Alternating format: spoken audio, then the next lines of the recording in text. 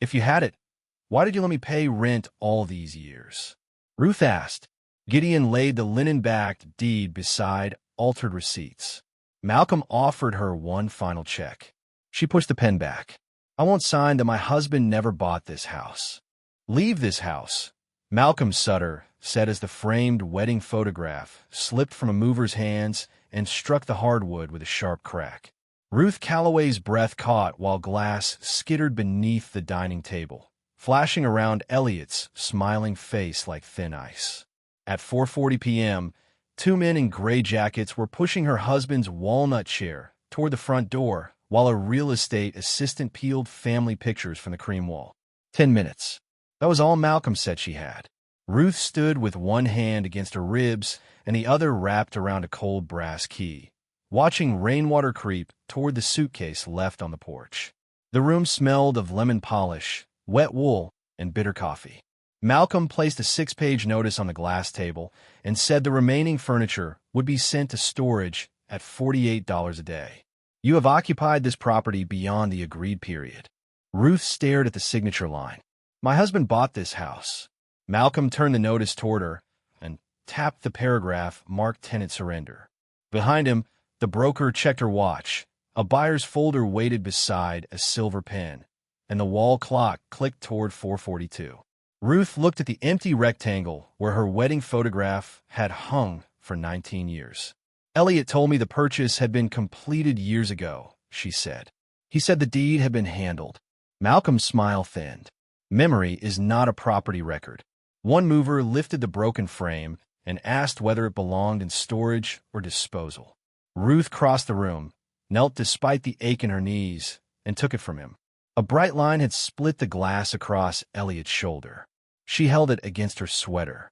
Storage, Malcolm said. Nothing stays. Wind shoved rain against the windows, and beyond the dunes a warning siren sounded once for the rising coastal road. The assistant told Malcolm the buyer would arrive by 5 o'clock. He slid the silver pen toward Ruth. Sign, collect your personal items, and this can remain civil. Ruth saw the check clipped beneath the notice. $72,000, payable only after she confirmed she had never held ownership in Greyhaven House. For 1 second, the number felt warm. It could buy a small apartment, settle the pharmacy bills, and stop her from counting coins at the grocery store. Then she saw Elliot's cracked face in the frame. I need my medicine, she said. Malcolm glanced toward the stairs. You have 8 minutes. A mover rolled Elliot's chair across the threshold, its brass wheels rattling over the sill. Ruth stepped toward the door, but white headlights swept across the rain-blurred glass and froze every shadow in the room. An engine settled into a low, uneven idle. The broker stopped speaking. At the far end of the drive, Walter, the gray-haired maintenance man, held the outer gate open as a large man in a rain-darkened leather jacket climbed from a black motorcycle. A scar ran down his left cheek. Malcolm moved toward the door. The biker reached it first, looked at Ruth, and held the envelope against his chest. Mrs. Ruth Calloway, he asked. She tightened her grip on the broken photograph. He knew her name. Malcolm opened the door only 6 inches. Gideon stopped one wet boot short of the stone threshold. Rain ran from his leather sleeve onto the polished floor. This is private property, Malcolm said. Gideon looked past him at Ruth, the cracked photograph pressed against her chest, then at Elliot's chair waiting beneath the porch light. That depends on who owns it.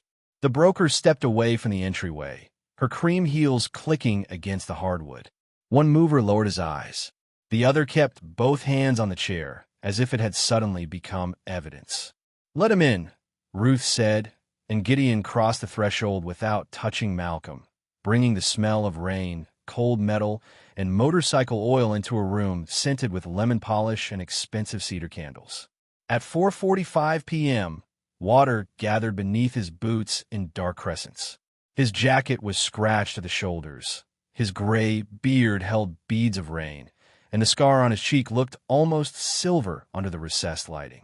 Everything around him had been arranged to erase human use.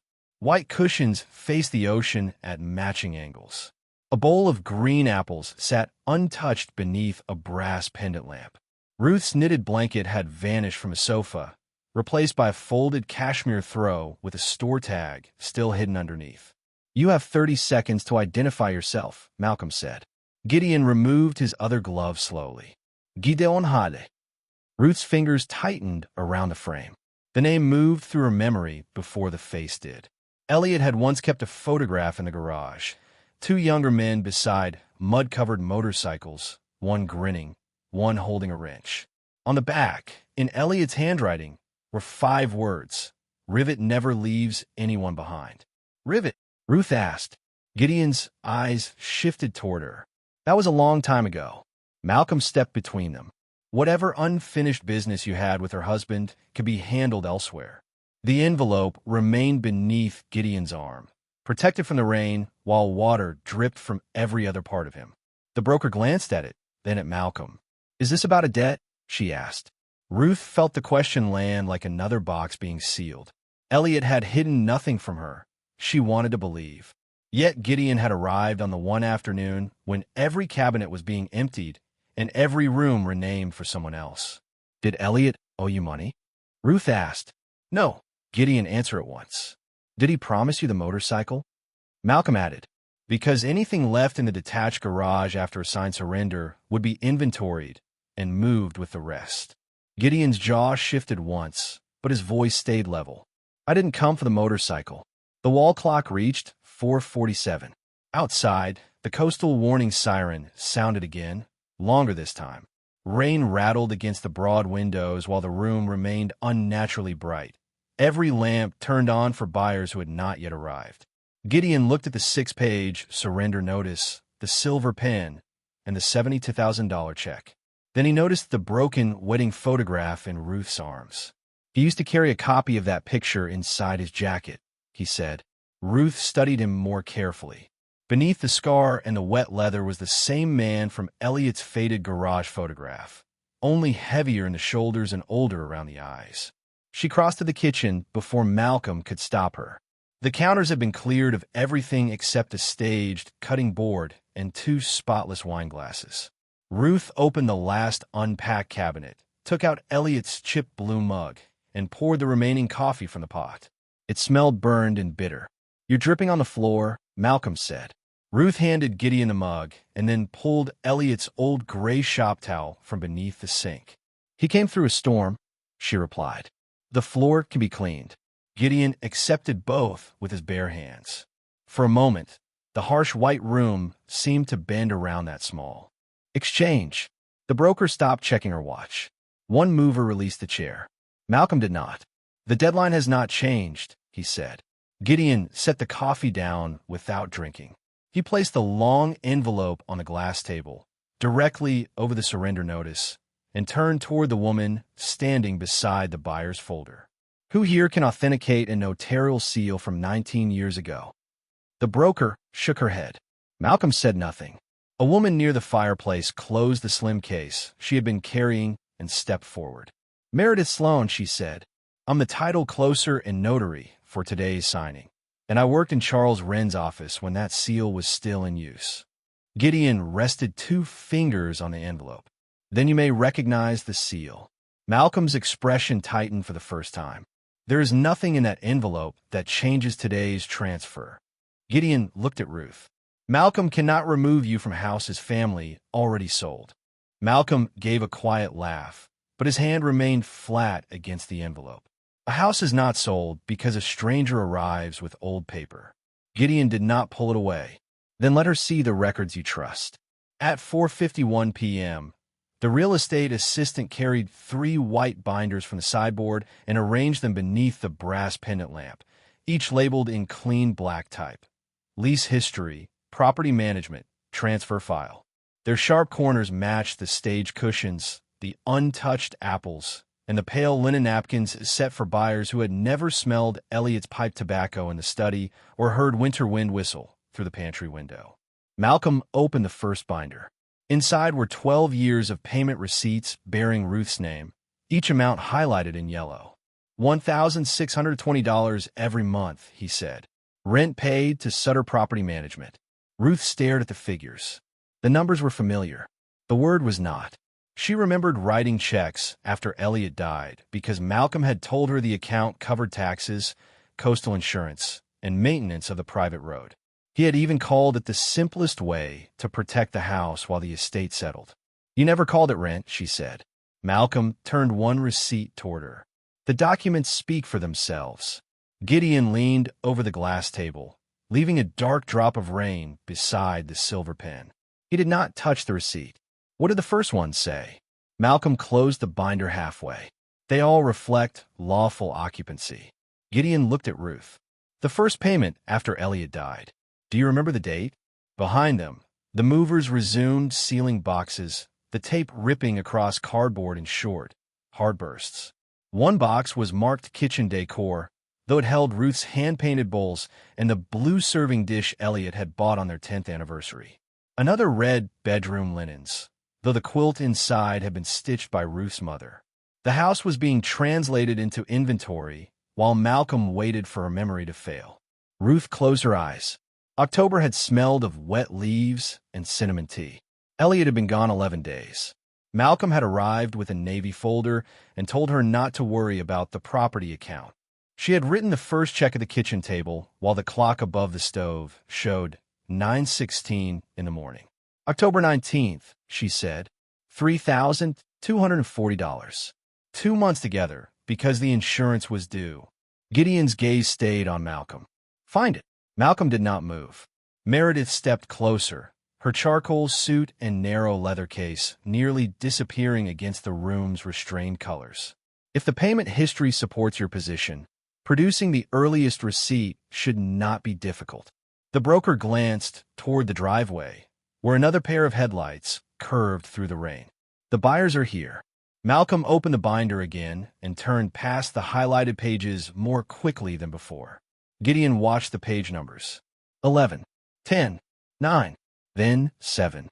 "Page 8 is missing," he said. "Administrative copy," Malcolm replied. "Originals are archived."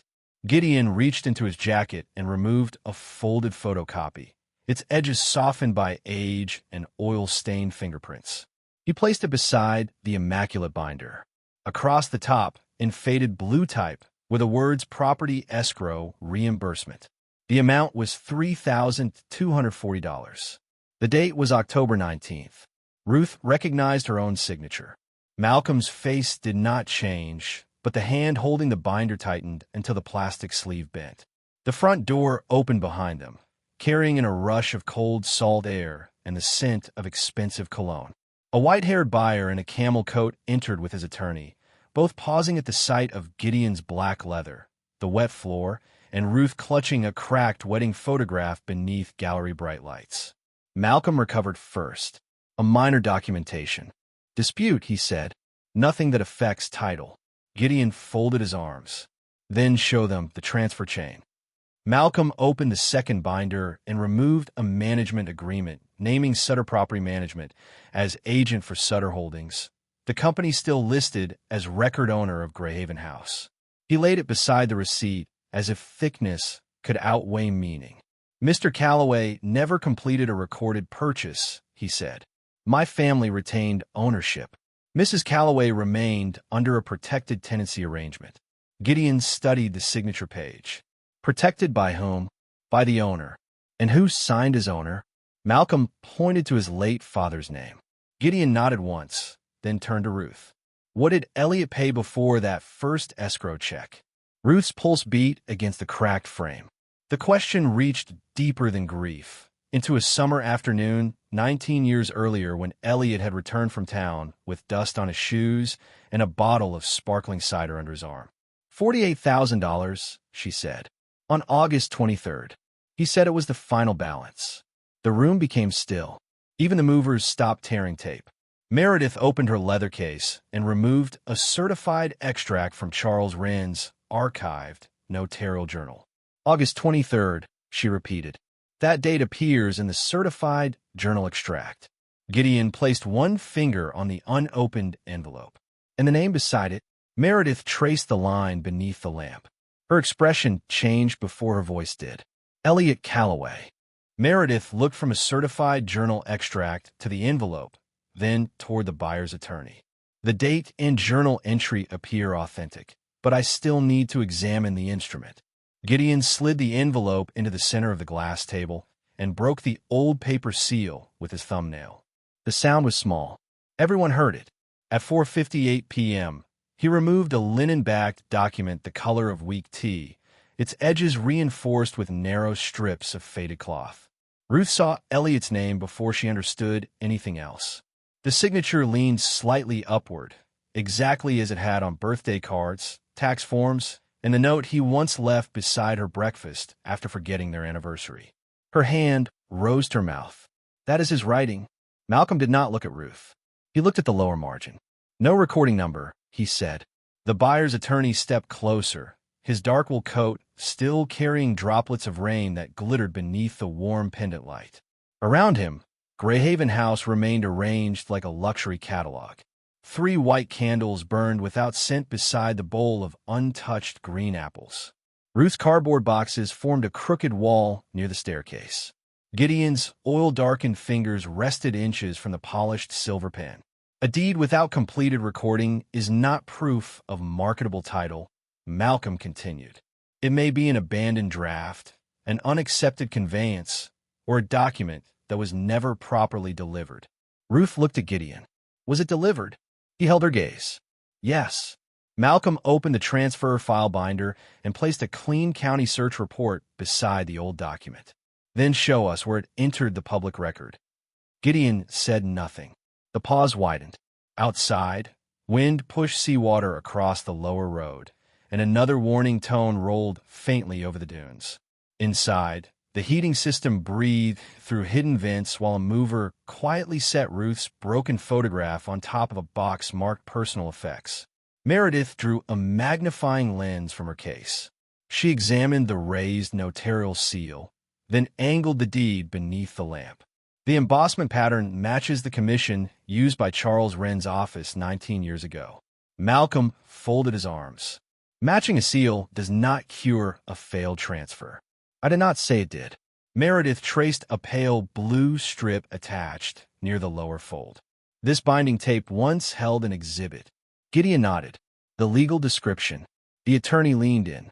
It is missing. Separated, Gideon corrected. Not missing. He unfolded a county intake cover sheet that had been stored behind the deed. Across its lower margin, a clerk had written, "Return for Exhibit A. Full meets and bounds required." The buyer removed his glasses. Returned by whom? County intake, Gideon said. The clerk logged the package on August 24th, then returned it 3 days later after Exhibit A was separated during intake scanning. Malcolm gave a controlled sigh, which confirms it was never recorded.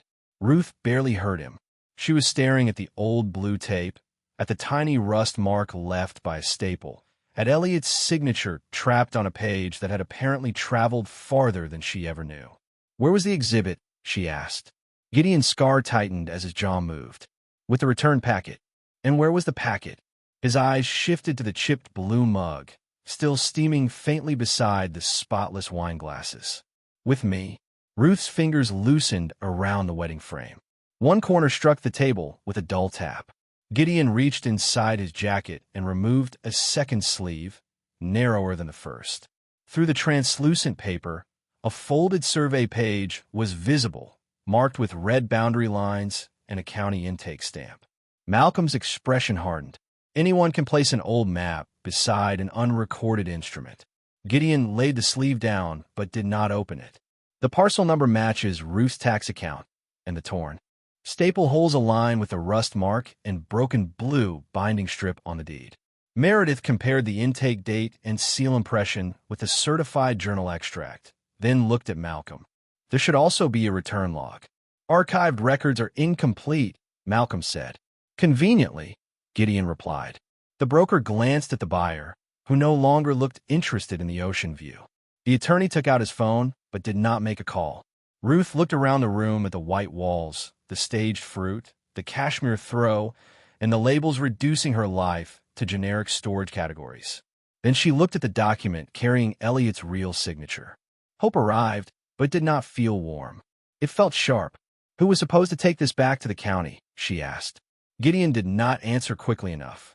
Malcolm watched him. Meredith closed the magnifying lens.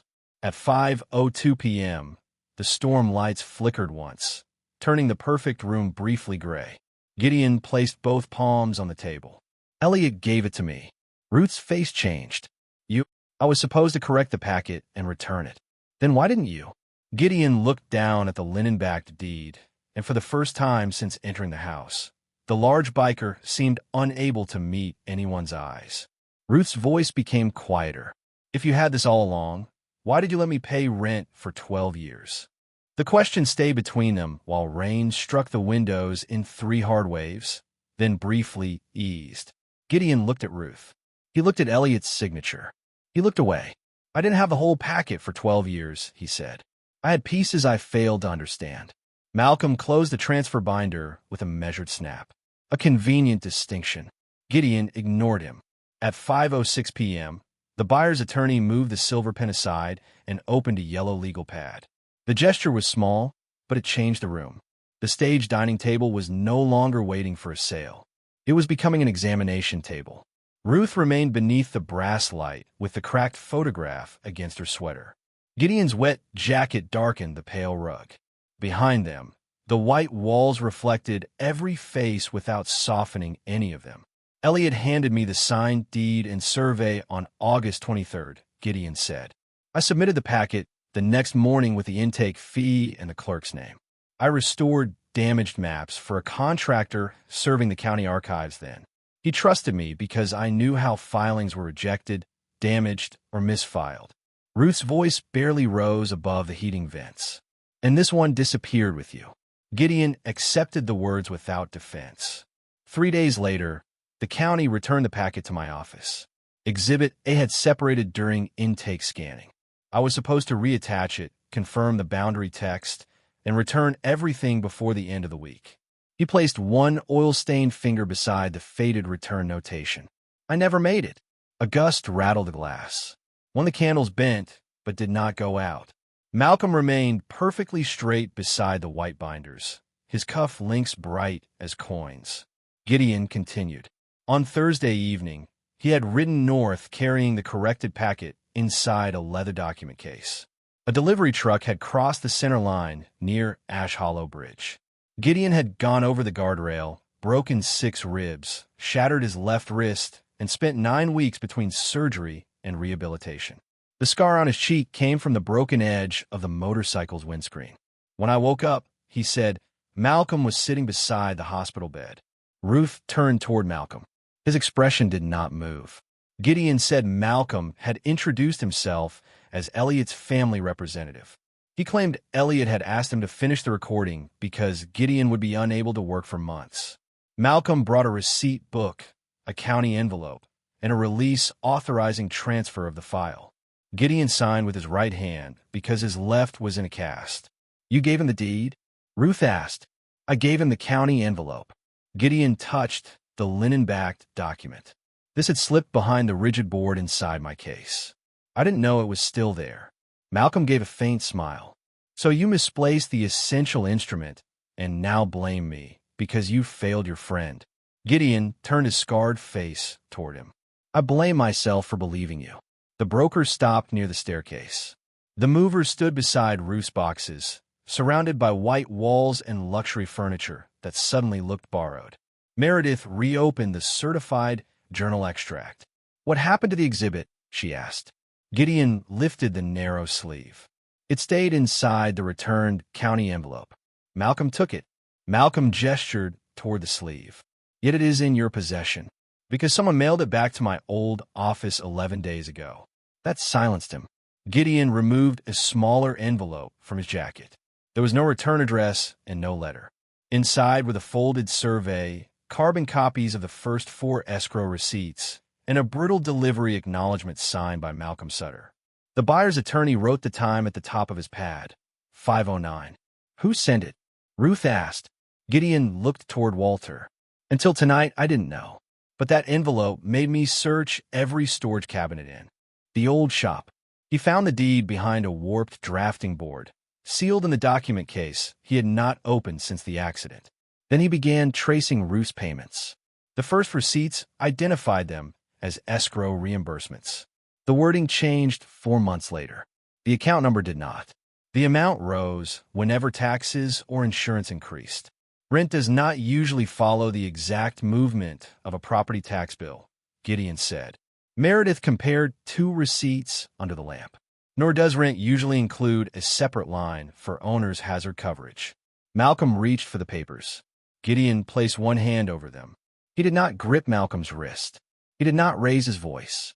He simply left his scarred hand on the glass until Malcolm withdrew. Ruth saw the difference between them then. Malcolm controlled rooms by making everyone hurry. Gideon controlled nothing. He waited for facts to become heavier than fear. After Elliot died, Gideon said, "I called twice. I hung up both times." Ruth's face tightened. "Why?" "Because I believed the deed had been recorded. Because I thought Malcolm was helping you. Because every year that passed made it harder to admit I had handed the process to someone else." He looked directly at her now. "I was ashamed." Malcolm opened the property management binder and pointed to Ruth's signatures. "Whatever guilt Mr. Hale carries does not erase 12 years of acknowledged tenancy." Gideon reached into the envelope one last time and removed a narrow receipt bearing 3 signatures. Elliot Calloway, the former Sutter owner. Gideon Hale, witness to delivery. "No," he said, "but this may erase your version of it." Malcolm lifted the signed receipt, studied it for 3 seconds, and set it down as if it carried dust. "A delivery acknowledgement is not a recorded title," he said. "Mrs. Calloway still faces years of litigation, expert fees, and uncertainty." He turned toward Ruth. "Unless she chooses certainty tonight." At 5:14 p.m., he gathered the $70,000 check, the surrender agreement, and the silver pen from beneath Gideon's papers. Then he opened the study door and invited Ruth inside. The room had once belonged to Elliot. Now the shelves held matching beige books chosen by a decorator, their unbroken spines facing outward beneath soft gallery lights. Elliot's brass compass was gone. His tobacco-dark desk had been replaced by a narrow white console that smelled of fresh varnish. Malcolm closed the door but left it slightly open. "You are 63, he said. "You have pharmacy expenses, limited income, and no recorded deed." Ruth remained standing. "You investigated my medicine?" "I reviewed the practical facts." He placed a check on the console. $72,000 today. No court dates. No survey dispute. No risk of being named in a title dispute or facing a claim for disputed occupancy costs. The storm pressed rain against the study windows. Beyond the glass, Gideon stood beneath the bright dining room light, his black jacket and scarred face reflected among white curtains and stage porcelain. Meredith examined the delivery receipt. The buyer's attorney wrote without looking up. "What must I sign?" Ruth asked. Malcolm placed one finger on the final page. "A statement confirming that you and Elliot occupied Greyhaven House under a tenancy arrangement and never acquired ownership." Ruth read the sentence twice. It was only 31 words. It erased 19 years. Malcolm uncapped the pen. This amount could cover a modest apartment for several years. Ruth imagined warm rooms without leaking windows. She imagined prescriptions paid on time. She imagined never hearing Malcolm's voice again. For 1 second, relief tasted almost sweet. A ceramic lamp toppled as Walter hurried through the hallway, carrying Ruth's rain-soaked suitcase. Ruth opened the study door and found him kneeling beside the broken base. He had been the one who opened the outer gate for Gideon. Malcolm stepped past Ruth. "Walter, you were instructed not to admit anyone without authorization." Walter's hands shook. He was standing in the rain. Water was beginning to cross the lower road, and the county could close it within the hour. "You no longer work on this property." Walter slowly lowered his cap. "I mailed Mr. Hale the county envelope," he said. "I found it in the basement record cabinet when you ordered me to clear the house. I left off my name because I was afraid you would destroy it if you knew." The words landed beneath the immaculate lights while the movers stared at their shoes. Walter removed his cap. A strip of cold air moved through the open doorway and disturbed the perfect folds of the cashmere throw. Ruth looked at the $72,000 check. Then she looked at Walter. "He opened a gate for a man in a storm," she said. Do not punish him for doing something decent. Malcolm's face remained calm. This is not your employment decision. It happened because of me. Ruth crossed the white rug and placed the cracked wedding photograph on the glass table. Then include me in the decision. Gideon watched her without speaking. His coffee had gone cold. The chipped blue mug looked almost defiant beside the spotless wine glasses. Malcolm lowered his voice. Sign the agreement, and I will reconsider Walter's position. Ruth turned toward him. The offer had changed shape. It was no longer protection. It was a leash. Gideon saw it too. He moved the old receipt away from the buyer's attorney and placed it back inside the envelope.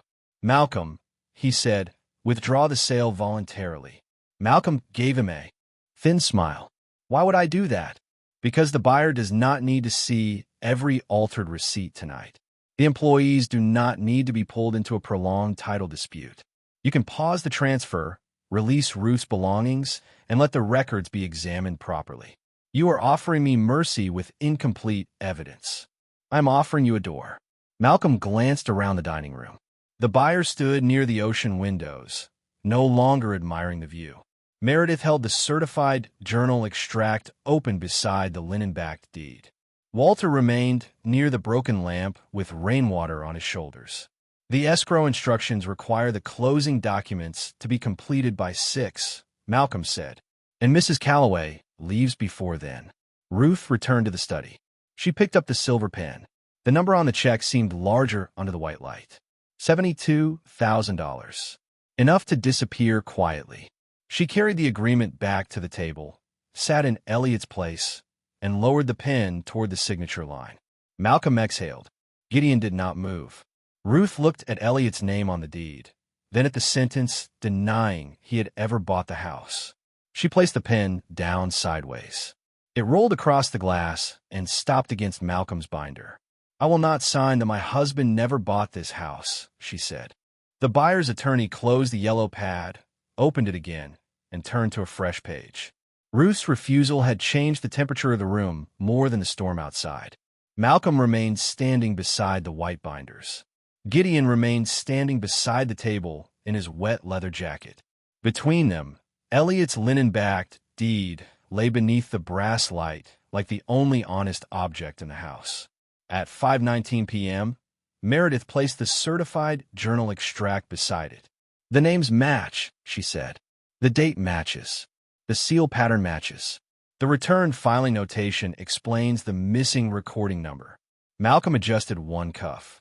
An explanation is not proof. Gideon drew the survey exhibit from its sleeve and unfolded it in 3 careful movements. Red boundary lines crossed the old paper. Salmere Point, Lot 14B, Greyhaven House. The parcel number matched the number on the county tax notice clipped inside the property management binder. The buyer's attorney leaned forward. Who has been paying this account? Ruth answered before Malcolm could. I have. Gideon placed the first escrow receipt beside the survey. Then a second. Then a third. The early slips were yellowed, handwritten, and uneven. The later ones were clean computer printouts, carrying the word rent in bold type. Same account number. Same seasonal adjustments. Same property tax increases. 3 kinds of paper, Gideon said. 1 stream of money. The attorney examined the figures. Rent rose by the exact amount of the annual tax assessment in 6 separate years. Malcolm's voice stayed smooth. A landlord may adjust rent to reflect operating costs. Without a signed lease amendment? Meredith asked. Without a lease at all? Gideon added. Malcolm opened the lease history binder and removed a 12-year-old occupancy form signed by Ruth after Elliot's death. Here, the buyer's attorney read the first page, then the second. This authorizes Sutter Property Management to administer insurance, taxes, repairs, and escrow disbursements. He looked up. It does not establish tenancy. Malcolm's jaw tightened. The white room seemed to expose him now. Every recessed light flattened his expression. Every clean surface reflected the papers he had tried to bury beneath order. Gideon's gloves lay beside the chipped blue mug, dark with oil and rain. Ruth's cracked wedding photograph rested against a bowl of flawless green apples. The contrast was almost cruel. Let us stay with the sale, Malcolm said. Sutter Holdings remains the record owner. Any competing claim can be resolved after closing. Gideon turned toward the buyer's attorney. Would you advise your client to transfer funds while the woman in possession of the home holds the original deed? The attorney did not answer. Gideon asked a second question. Would you certify that the chain of title is free from dispute after seeing a signed conveyance, matching legal description, notarial entry, and payment history tied to ownership costs? The attorney's eyes moved to Malcolm. Still no answer. Gideon eased back from the table. He did not raise his voice. Would you put your name under that certification tonight? Wind slammed rain against the ocean windows. The candles flickered. The buyer took off his glasses and folded them into his coat pocket. I would like an answer, he said. His attorney closed the file. I would not recommend release of funds under these conditions. Malcolm's polished calm thinned. This is a delay tactic by an unrepresented occupant and a man with no standing. Meredith touched the delivery acknowledgement. He is a witness. And I am not an occupant.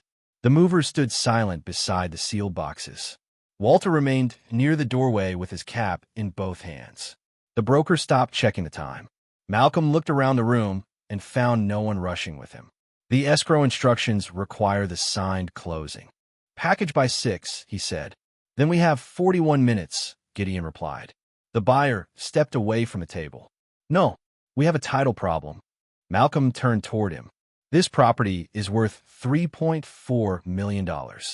You are suspending the purchase because of old paperwork. The buyer looked at Ruth's suitcase, still visible beyond the rain-streaked glass. I'm pausing because someone attempted to remove a widow before the paperwork could be examined. At 5:23 p.m., the attorney placed both hands on the closed folder. No fund will be transferred tonight. The sentence settled through Greyhaven House. No shouting followed. No one moved. Malcolm looked at the deed, the survey, the receipts, and the people who had stopped believing him. Gideon gathered nothing. He simply waited while the silence did what pressure had failed to do. Malcolm's fingers closed around the back of the white dining chair. He did not sit. He did not answer. He simply watched the buyer's attorney slide the unsigned transfer folder out of reach. At 5:27 p.m., the room smelled of cold coffee, wet leather, and the faint citrus polish meant to make Greyhaven House feel untouched. Yet nothing in it looked untouched now. Ruth's boxes crowded the staircase. Walter stood beside the broken lamp. Gideon's muddy boots marked the pale rug between Malcolm and the deed. This discussion has exceeded its purpose, Malcolm said. The buyers are free to delay. Mrs. Calloway is not free to remain. Ruth looked toward her suitcase on the porch. Rain had soaked one side until the fabric sagged. Gideon did not turn.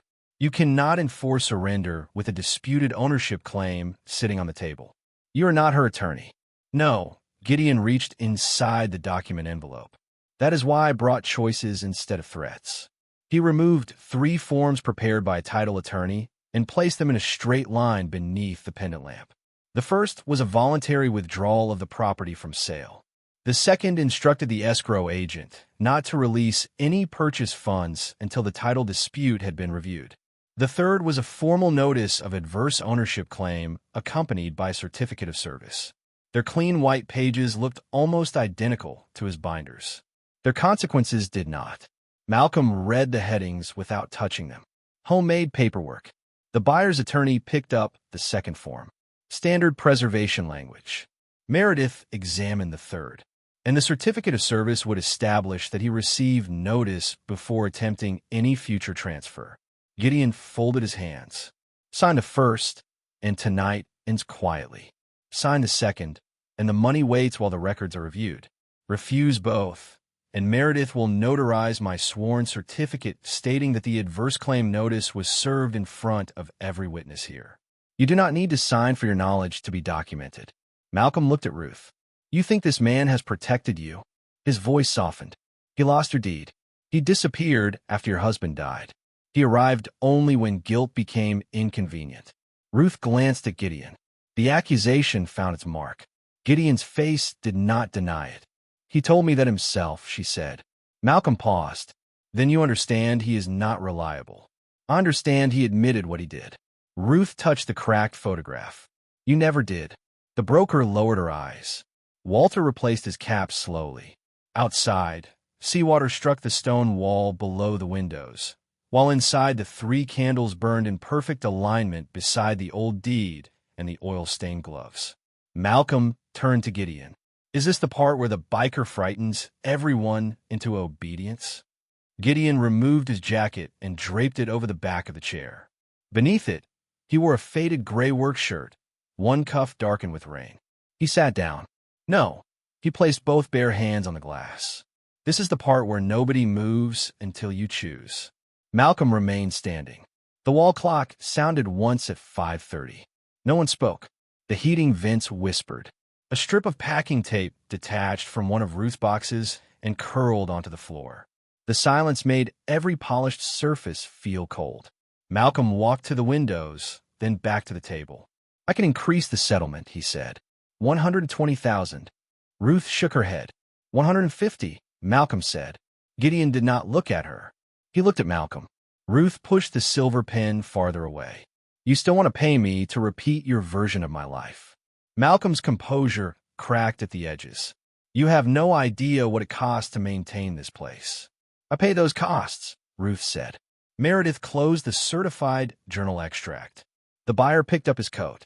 His attorney collected the transfer folder, but left the yellow pad open on the table, the words title dispute visible beneath the brass light.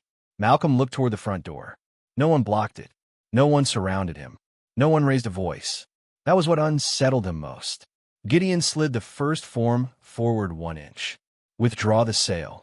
Malcolm stared at him. Gideon waited. 30 seconds passed. Then 40.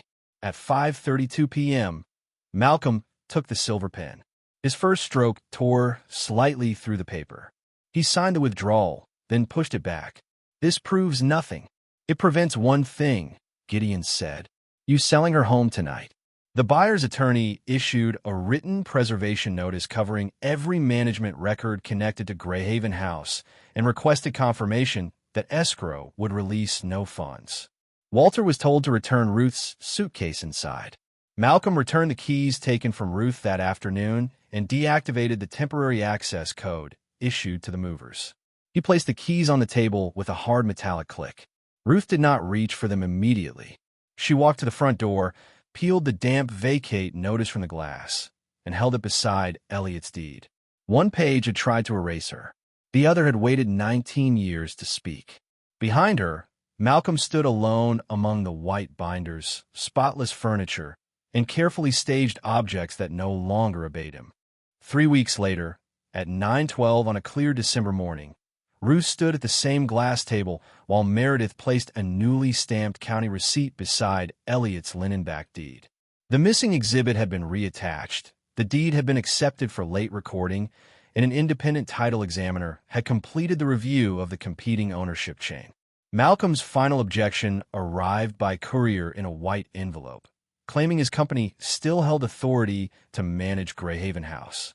Gideon read it once, folded it into thirds, and set it beneath the county confirmation. He is hoping one official-looking page will make you afraid again, he said. Ruth looked toward the front windows. The for sale sign still leaned near the wet grass because Ruth had refused to remove it until the county record was corrected. Will it work? She asked. Gideon slid a second document across the table. It was Malcolm's signed withdrawal from the sale, followed by Meredith's notarized certificate showing that he had received Ruth's ownership claim before any funds were released. Meredith added a payment ledger prepared by the title examiner, showing that Ruth's monthly checks had covered taxes, insurance, road maintenance, and property expenses rather than rent. The 3 documents formed a quiet line beneath the brass lamp. Gideon tapped them in order. He cannot call you a tenant without contradicting the account he managed. He cannot deny receiving the deed claim without contradicting Meredith's certificate of service. He cannot restart the sale without disclosing the withdrawal he signed and the title dispute now attached to the property file. Ruth looked at the pages.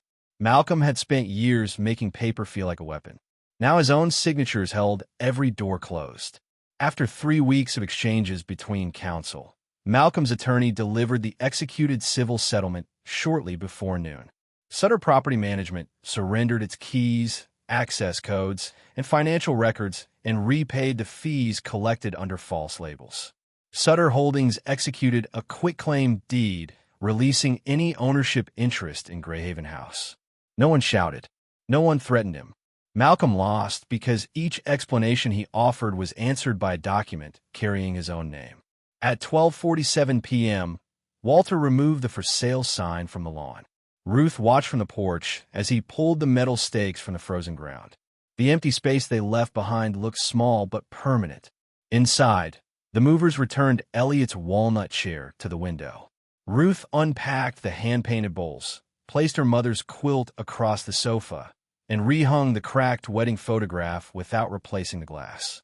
The bright fracture still crossed Elliot's shoulder, but Ruth no longer saw damage when she looked at it. She saw the exact moment she had refused to disappear. Gideon returned that afternoon, carrying a small steel document box. He had repaired its bent hinge, lined the interior with blue cloth, and fitted a new lock beneath the handle. Inside, Ruth placed the recorded deed, the county receipt, the first escrow statement, Malcolm's signed withdrawal, and the damp vacate notice she had peeled from the door. "You should throw that one away," Gideon said. Ruth folded it beneath the deed. "No, I want to remember how little power a false paper has once someone stops believing it." Gideon lowered his eyes. "Elliot would have been proud of you." Ruth crossed the kitchen, took a second brass key from the drawer, and placed it in his palm. "He kept a place for you in the garage," she said. Gideon closed his fingers around the key, but did not move. Years of shame had kept him outside that house longer than any locked door. Ruth opened the garage herself. Elliot's tools still hung above the workbench. Ruth had returned Elliot's chipped blue mug to its old place beside an empty hook. Gideon removed his leather jacket and hung it there. Then he placed the old brass claim tag from Elliot's original deed packet beneath. The garage key hook. Scratched into its surface were Elliot's initials and the date of the original sale. "This belongs here," Gideon said. Ruth kept the steel document box locked inside the house and fastened the brass tag beneath the two garage keys, where she would see it each morning. The deed proved she owned the house. The key proved she no longer stood alone.